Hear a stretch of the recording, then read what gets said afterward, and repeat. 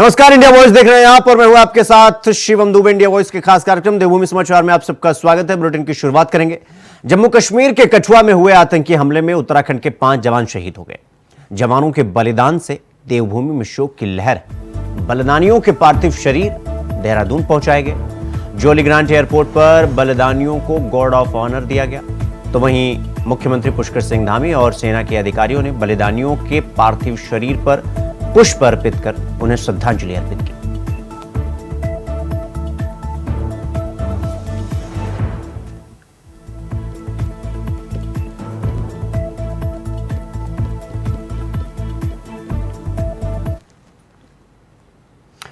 खबर देहरादून से है, जहां बीजेपी प्रदेश अध्यक्ष महेंद्र भट्ट ने जम्मू कश्मीर के कठुआ में सेना के काफिले में हुए आतंकी हमले की कड़ी निंदा की है। साथ ही प्रदेश अध्यक्ष ने गहरा दुख जताते हुए संवेदना भी व्यक्त की है। जम्मू कश्मीर के कठुआ में कायर आतंकवादियों द्वारा सेना के काफिले पर जो प्राणघातक हमला किया गया, उसमें देवभूमि उत्तराखंड के वीर नौजवान 5 सैनिकों के शहीद होने का दुखद समाचार है। मैं परमपिता परमात्मा से प्रार्थना करता हूं कि भगवान उन्हें अपने श्री चरणों में स्थान दे, परिवार को दुख सहन करने की शक्ति दे। उत्तराखंड देवभूमि वीर भूमि के रूप में जानी जाती है। मुझे पूरा विश्वास है कि इस प्रकार के कायरतापूर्ण हमलों में की भर्त्सना पूरे देश में, पूरे जगत में होती है और बहुत जल्दी ऐसे आतंकवादियों का समूल नष्ट होना बहुत आवश्यक है। हमें पूर्ण विश्वास है इस कायरतापूर्ण घटना का जवाब हमारे सैनिक यथा समय देंगे। रुक करेंगे अगली खबर की ओर। कुमाऊं में लगातार 3 दिनों से तेज बारिश के कारण आपदा जैसे हालात बन गए हैं, जिसके बाद पूरे कुमाऊं में अतिवृष्टि के कारण बिगड़े हालातों को लेकर मुख्यमंत्री पुष्कर सिंह धामी का भी प्रभावित इलाकों में जाकर उन्होंने स्थलीय निरीक्षण किया और यह निरीक्षण लगातार जारी है, जिसके तहत मुख्यमंत्री अपने कुमाऊं भ्रमण के दौरान हल्द्वानी पहुंचे, जहां उनके द्वारा स्थलीय निरीक्षण किया गया, हालातों का जायजा लिया गया और अधिकारियों को जरूरी दिशा निर्देश भी दिए गए। वहीं लगातार बारिश के कारण हल्द्वानी के गोलापार में बने अंतर्राष्ट्रीय स्टेडियम में गोला नदी में आ रहे पानी के तेज बहाव के कारण कुछ हिस्से में भूमि कचान हो गया, जिसका भी मुख्यमंत्री ने स्थलीय निरीक्षण किया। जो ज़्यादा से ज़्यादा राहत, ज़्यादा से ज़्यादा सहायता पहुंचानी है, उनकी सहायता करनी है, सुरक्षित स्थानों पर पहुंचाना है, उन सब कामों के लिए कहा गया है सभी अलर्ट मोड में रहें और जो भी जरूरी हो उस काम को करें। अभी सभी को चूंकि कहा गया है कि आपदा राहत के काम को प्राथमिकता से लें।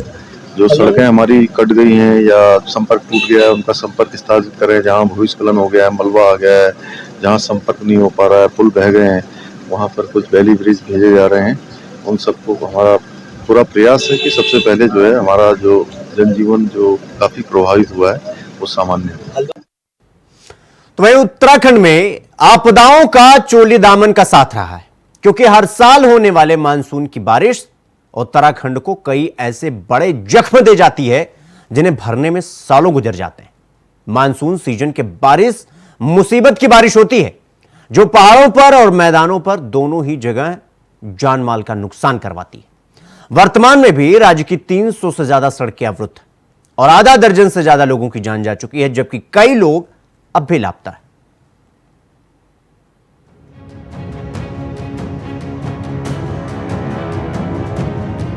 उत्तराखंड में मानसून सीजन के पहले हफ्ते में ही बारिश का कहर देखने को मिल रहा है। बारिश के चलते उत्तराखंड राज्य को जान और माल दोनों का नुकसान हो रहा है। इस बारिश से हुए नुकसान को जानने के लिए सीएम धामी अलर्ट मोड में दिख रहे हैं। सीएम हवाई और स्थलीय दोनों ही निरीक्षण कर रहे हैं। ग्राउंड जीरो पर हल्द्वानी, टनकपुर, चंपावत में सीएम धामी पहुंचे और निरीक्षण किया, जिससे प्रभावितों को राहत पहुंचाई जा सके। लेकिन उत्तराखंड में आसमान से बरसने वाली बारिश की आफत पहली बार नहीं है, बल्कि हर बार मानसून सीजन में बारिश का ऐसा ही रौद्र रूप देखने को मिलता है जो उत्तराखंड के जनजीवन को पटरी से उतार देता है। लेकिन सवाल बारिश के कम या ज्यादा होने का नहीं, बल्कि आपदा प्रबंधन विभाग के उन कार्यों का है जिसे सही वक्त पर विभाग के द्वारा किया नहीं जाता है। उत्तराखंड में आपदाओं का चोली दामन का साथ रहा है। ऐसे में हर बार आपदा प्रबंधन विभाग और प्रशासन दोनों ही आपदाओं से निपटने के लिए अपनी तैयारी को फुल प्रूफ बताने का काम तो करते हैं, मगर बरसात शुरू होते ही मैदान हो या पहाड़, दोनों जगह हाहाकार होने लगती है।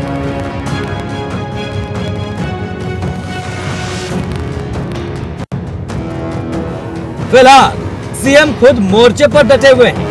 बारिश में बाढ़ से हुए नुकसान का हवाई निरीक्षण कर रहे हैं, साथ ही प्रभावित लोगों से मुलाकात कर रहे हैं और उन्हें भरोसा दे रहे हैं कि राज्य सरकार उनके साथ खड़ी है। तो जो ज़्यादा से ज़्यादा राहत, ज़्यादा से ज़्यादा सहायता पहुंचानी है, उनकी सहायता करनी है, सुरक्षित स्थानों पर पहुंचाना है, उन सब कामों के लिए कहा गया है सभी अलर्ट मोड में रहें और जो भी जरूरी हो उस काम को करें। अभी सभी को चूंकि कहा गया है कि आपदा राहत के काम को प्राथमिकता से लें। जो सड़कें हमारी कट गई हैं या संपर्क टूट गया है उनका संपर्क स्थापित करें। जहाँ भूस्खलन हो गया है, मलबा आ गया है, जहाँ संपर्क नहीं हो पा रहा है, पुल बह गए हैं, वहाँ पर कुछ वैली ब्रिज भेजे जा रहे हैं। उन सबको हमारा पूरा प्रयास है कि सबसे पहले जो है हमारा जो जनजीवन जो काफी प्रभावित हुआ है वो सामान्य है। बीजेपी हो या कांग्रेस, आपदा के मामले पर एक दूसरे पर आरोप लगाने का दोनों ही काम कर रहे हैं। कांग्रेस का कहना है कि आपदा उत्तराखंड की नियति का हिस्सा है, मगर फिर भी विभाग सुस्त है और इसीलिए जनता त्रस्त है। सुनिए वार भी और पलटवार भी।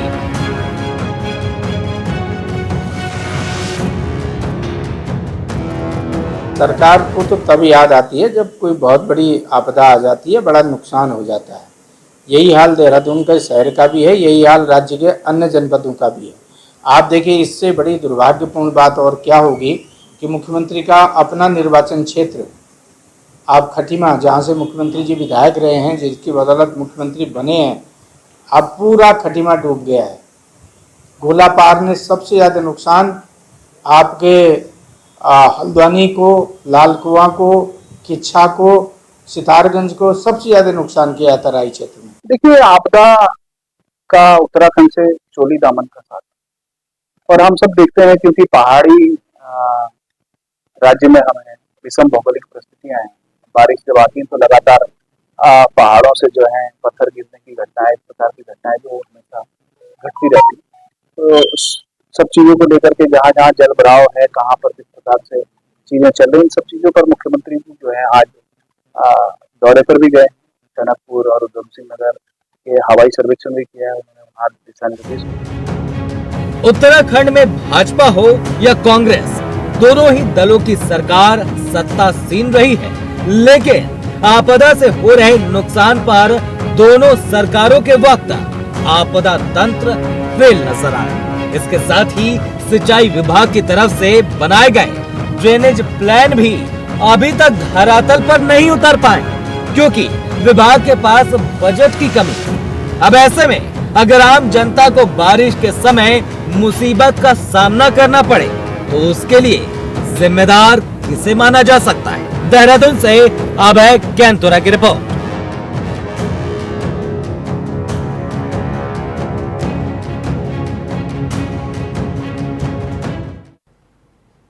रुक करेंगे अगली खबर की ओर। उत्तराखंड में मानसून सीजन में भारी बारिश के चलते नदियां खतरे के निशान से ऊपर बह रही हैं। बरसाती नदियों में भी जलस्तर बढ़ गया है।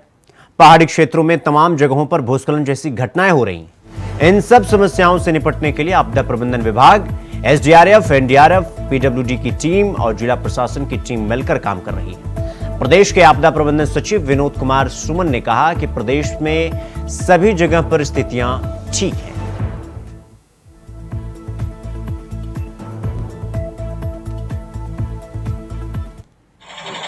आप देख रहे हैं कि कुमायूं में लगभग 3 दिन से लगातार बरसात चल रही है। तो बरसात के कारण जो निचला इलाके हैं, टनकपुर का इलाका हुआ, खटीमा का इलाका हुआ, वहाँ पे जल भराव की स्थिति उत्पन्न हुई है। कुछ लोग फंसे हुए थे टनकपुर में, उनको निकाल लिया गया है। करीब 20-25 लोग थे, उनको सुबह 4 बजे से 5 बजे के बीच में रेस्क्यू कर लिया गया है।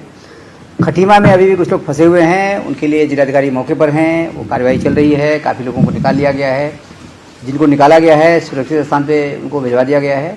जहाँ भेजा गया है वहाँ रहने खाने की व्यवस्था, प्रॉपर मेडिकल की व्यवस्था रखी गई है। अब बरसात के कारण चूँकि बरसात ज़्यादा हो रही है तो निचले इलाकों में पानी भरेगा, बरसात जल भराव होगा, तो उसको फिर हमें वेट करना पड़ेगा बरसात का। बरसात अब कुमायूं में कुछ कम हो जाएगी, हम उम्मीद करते हैं आज से बरसात की संभावना कम है, कम बरसात होगी तो राहत मिलेगी। जहाँ तक रास्तों की बात है, मेजर रास्ते हमारे लगभग सारे खुले हुए हैं। नेशनल हाईवे, स्टेट हाईवे और डिस्ट्रिक्ट रोड्स खुले हुए हैं। ग्रामीण सड़कें जहाँ पे कुछ आवागमन कम है, वहाँ पे कुछ सड़कें बंद हैं, उसको खोलने की कार्रवाई चल रही है। लगभग 400 से 500 जेसीबी मशीनें लगी हुई हैं हमारी। जहाँ भी रास्ता बंद होता है हम कोशिश करते हैं कि बरसात बंद होने के तत्काल बाद 1 घंटे, 2 घंटे, 3 घंटे में जितना मलबा आया है उसके अकॉर्डिंग रास्ता खोलने की कार्रवाई की जा रही है। अगली खबर हल्द्वानी से है, जहां बीते 3 दिनों में हुई भारी बरसात के बाद लालकुआं विधानसभा में 24 से ज्यादा ग्रामीण इलाके और शहरी इलाके पूरी तरह जलमग्न हो गए हैं, जिस वजह से घरों और कॉलोनियों में भी जलभराव हो गया है। मुख्यमंत्री के हल्द्वानी दौरे पर उनसे मिलने पहुंचे लालकुआं के विधायक मोहन सिंह बिष्ट ने इन सब का जिम्मेदार अधिकारियों को बताया।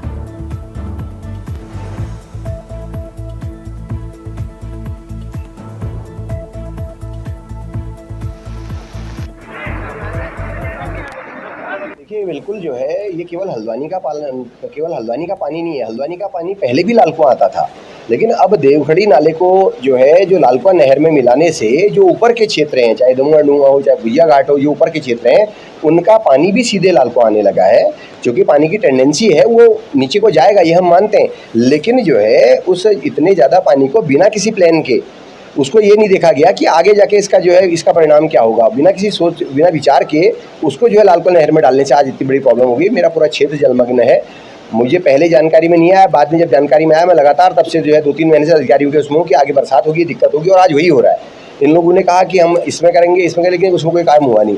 तो अभी हमारे कहने का विषय ये है कि जो आवास विकास के पास से या नीचे उसके पास से जो गोला नदी में अगर जितना पानी डाइवर्ट हो सकता हो उसको तुरंत करना चाहिए। बीच में मैंने उन क्षेत्रों का भी विजिट किया था और कुछ समय भी दिया था, लेकिन अभी तक उसमें कोई काम किया नहीं गया। निश्चित रूप से लापरवाही है। बिना सोचे समझे एक प्रोजेक्ट बनाया गया, उसका ये नहीं देखा कि उसका नतीजा क्या होगा। शहर की समस्या कुछ हद तक तो ठीक हुई है, लेकिन जो अन्य ग्रामीण क्षेत्र है उसमें 4 समस्याएं नहीं पैदा होगी एक समस्या को हल करने से। जहाँ पर भी हमने तो कहा है, इसमें तो केवल और केवल यही एक तरीका है, क्योंकि ये समय आने वाले समय में भी दिक्कत है, तो जहाँ जहाँ पर अतिक्रमण है उसको हटाया जाना चाहिए। जो पुराने गधेरे नाले थे उनको खोला जाना चाहिए।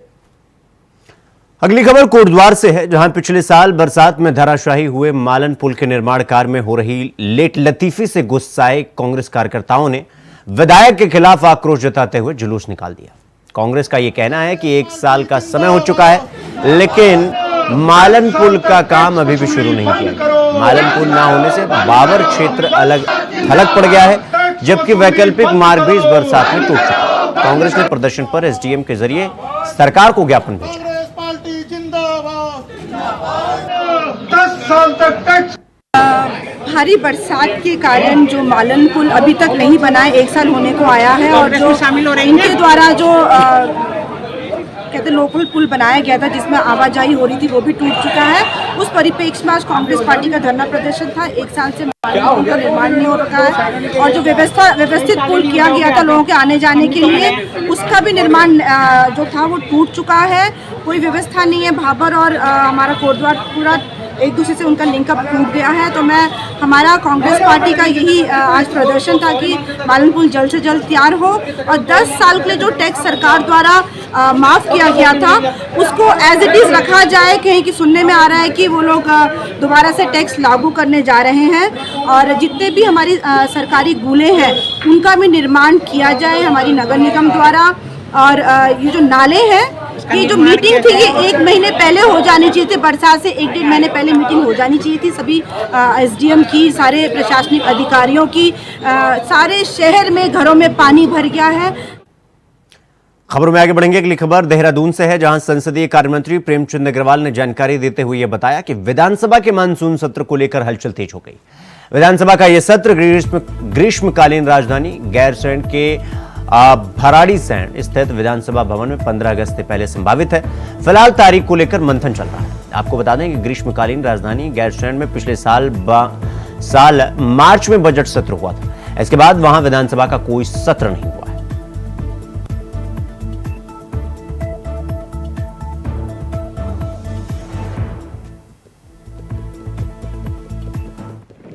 देखिए, विधानसभा सत्र आहूत किया जाना है। आप सब जानते हैं कि हमें 2 सितंबर से पहले अपने विधानसभा सत्र को हमने करना है। तो माननीय मुख्यमंत्री से मेरी चर्चा हुई थी, तो हम लोग अगस्त के पहले सप्ताह में हम विधानसभा सत्र आहूत करने की विचार कर रहे हैं। और ऐसी भी हमारी इच्छा है, ऐसा भी हमारा प्रयास है कि ये सत्र हम गैरसैंण में करें, यानी कि अगस्त के पहले सप्ताह में गैरसैंण में हमारा ये सत्र संभावित है। क्योंकि आप जानते हैं इसको हम लोग फिर हमारे कैबिनेट में ये पास होगा, तत्पश्चात ये अंतिम निर्णय की तरफ बढ़ेगा। तो वहीं राज्यपाल लेफ्टिनेंट जनरल गुरमीत सिंह ने राजभवन में बसंतोत्सव 2024 कॉफी टेबल बुक का विमोचन किया। उद्यान और खाद्य प्रसंस्करण विभाग द्वारा तैयार की गई यह coffee table book Raj Bhavan Dehradun में आयोजित बसंतोत्सव के क्रियाकलापों पर आधारित है। राज्यपाल द्वारा विभाग को बसंतोत्सव 2024 की कॉफी टेबल बुक बनाने की जिम्मेदारी सौंपी गई थी, जिसे उनके द्वारा पूरा कर लिया गया है। इस मौके पर राज्यपाल ने इस कॉफी टेबल बुक बनाने में सहयोग करने वाले सभी अधिकारियों और कर्मचारियों को बधाई दी और उनके कामों की सराहना भी की। उन्होंने इस बुक में वसंतोत्सव के सभी महत्वपूर्ण कार्यक्रमों को भी शामिल किया। साथ ही ये कहा कि किसी भी कार्यक्रम का डॉक्यूमेंटेशन किया जाना जरूरी है ताकि उसकी स्मृतियां भविष्य के लिए जीवंत रहें। इस मौके पर राज्यपाल ने सचिव उद्यान से विभागीय परियोजना की जानकारी भी प्राप्त की।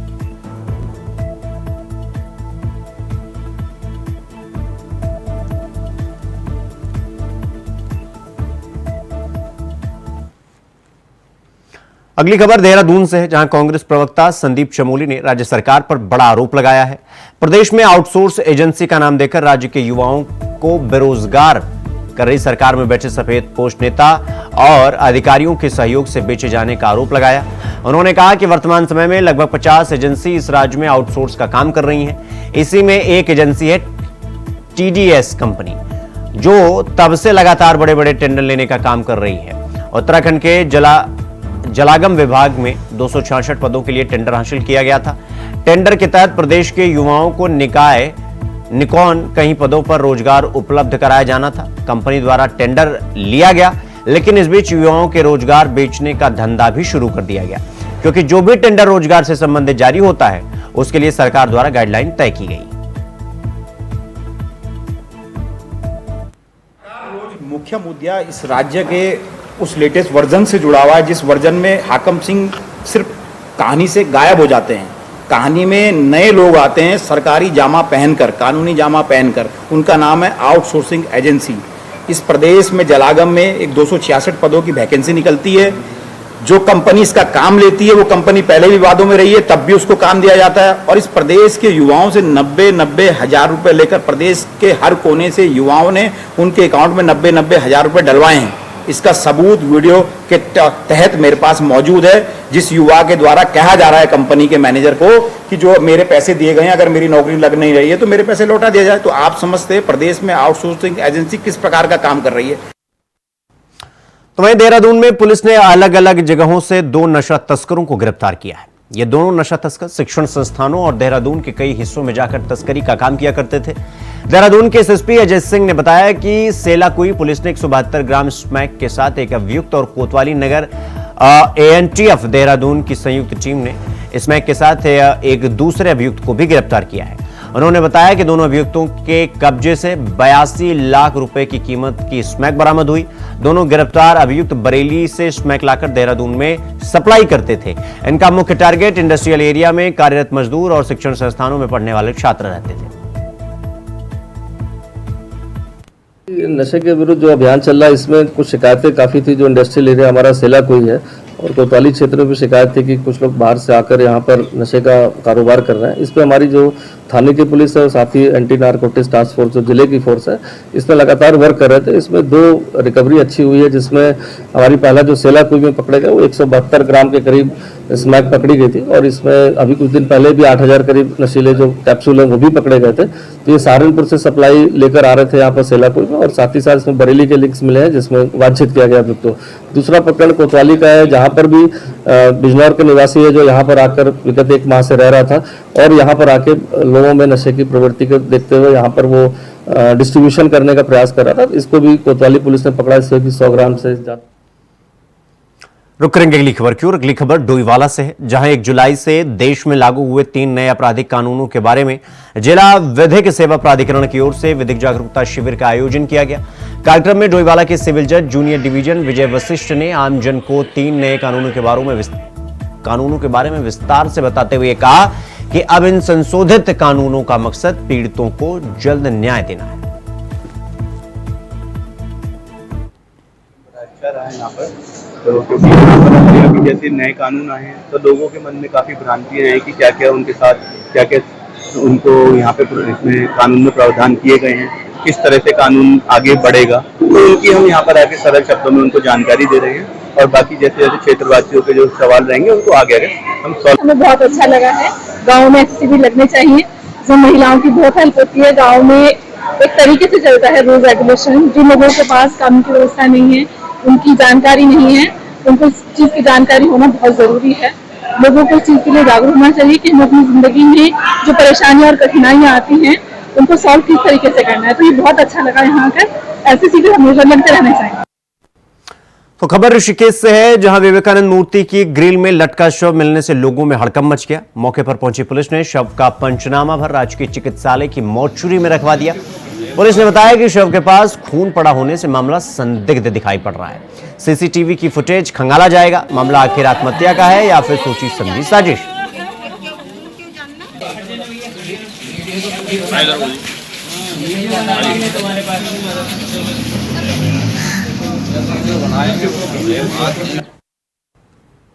तो देवभूमि समाचार में फिलहाल अभी के लिए बस इतना ही। देश और दुनिया की तमाम खबरों को देखने के लिए देखते रहिए इंडिया वॉइस। नमस्कार।